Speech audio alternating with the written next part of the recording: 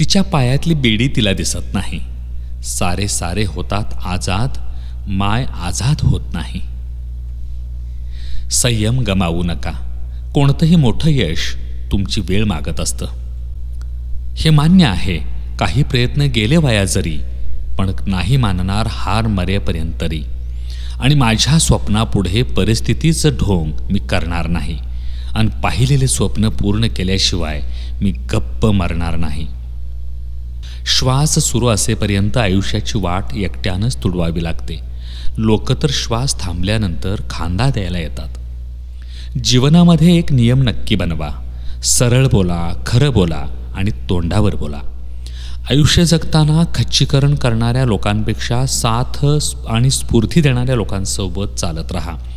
अशक्यही शक्य होईल. स्वाभिमानाला ठेच पोहोचली की बाजार उठवायचा, मग समोर कोणता पण बादशाह का असेना. मनाने आतून तुटलेली खचलेली व्यक्ती जगासमोर असताना कणखर असण्याचा, सुंदर हसण्याचा, आपण प्रचंड खुश आहोत हे दाखवण्याचा अभिनय खूप छान करत असते. प्रत्येक माणसाची जगाने कधीही न पाहिलेली एक हळवी बाजू असते. स्ट्रगल असतो. मनात असंख्य वादळं साठवून माणूस जगासमोर फक्त वावरत असतो. जगण्याचा आव आणून जगत मात्र नसतो. आयुष्य कितीही बदललं तरी, कितीही दुरावा आला, अंतर निर्माण झालं तरीही काही माणसांना आपण आणि ते आपल्याला कधीच विसरू शकत नाहीत.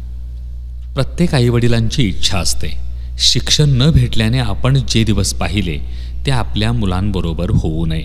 उपाशी राहतील पण आपल्या मुलांच्या शिक्षणासाठी काहीही करतील. शहाणी माणसं नेहमी ज्योतिषाच्या सल्ल्याने वागतात. कुंडलीत चांगला ज्योतिषी मिळण्याचा योग मात्र असायला हवा. काही लोक आपल्या अहंकारामुळे किमती नाती गमावतात, तर काही लोक नाती वाचवण्यासाठी स्वतःची किंमत सुद्धा गमावतात. लहानपणापासूनच ज्याला मोठ्यांचा आदर करणं शिकवलं जात नाही, ती व्यक्ती नंतर कुटुंबातील शांतता भंग करते. मग ती सून असो वा मुलगा. संशयाने समजूतदारपणाची वाट अडवली की माणूस सत्य जाणून घेण्याचा खटाटोपच करत नाही. नातं टिकवणं ही दोन्ही बाजूंनी मनापासून निर्माण होणारी प्रक्रिया असावी, अन्यथा सारं शून्य आहे. सुखाने जरी पाठ केली तरी व्यथेशी जिव्हाळा नको फारसा. तुला आज शोभून दिसतील अश्रू, उद्या जाब मागेल तो आरसा. आयुष्यात काही गोष्टी अशा घडतात की आपली चूक नसतानाही आपण चुकीचे ठरवले जातो. ज्याला साथ द्यायची ना तो देतोच आणि ज्याला सोडायची तो सोडतोच. म्हणून जो तुमची किंमत करतो ना त्याला जपा.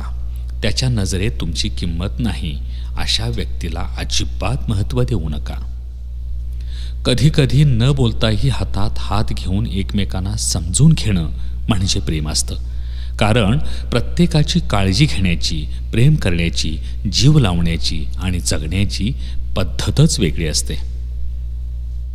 दुसऱ्याचे पैसे देण्याची त्याची लायकी नाही आणि मोठेपणा कसला मिरवताय? अरे यांची लायकी भिकाऱ्यापेक्षा खालच्या दर्जाची असते. वाट पाहत होते ते आज गळून पडण्याची माझ्या, कालचे उभे होते सावलीत माझ्या.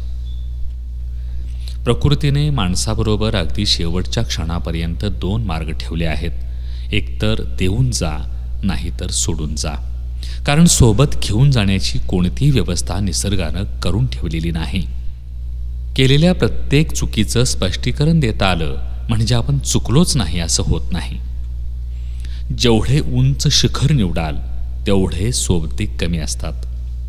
आयुष्य आनंदी ठेवायचे असेल तर स्वाद आणि वाद या दोन्हींचा त्याग केला पाहिजे. स्वाद सोडला तर शरीराला फायदा होतो आणि वाद सोडला तर संबंधाला.